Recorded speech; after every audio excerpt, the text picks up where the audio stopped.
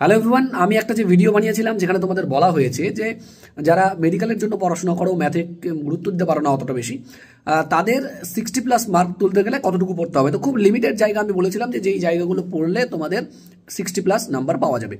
এবার তোমরা তারপর কমেন্টে জানিয়েছিলে যে আমাদের এই যে টপিকগুলো আপনি বলেছেন সেগুলো আপনি সিলেক্টেড টপিকগুলো কোনো একটা ক্লাসে করান। তো আমি তোমাদের বলেছিলাম যে দুটো ক্লাস করাবো। এবার দুটো ক্লাসের মধ্যে যে একটা ক্লাস, সেই একটা ক্লাস কিন্তু গতকাল হয়ে গেছে। সেটা হচ্ছে লেটস ইমপ্রুভ চ্যানেলে হয়ে গেছে একটা ক্লাস, যেখানে ক্যালকুলাস আর এলপিপি বাদ দিয়ে বাকি টোটাল পার্টে যেই যে ইম্পর্টেন্ট টপিকগুলো বলেছিলাম সেটা কিন্তু করানো হয়েছে।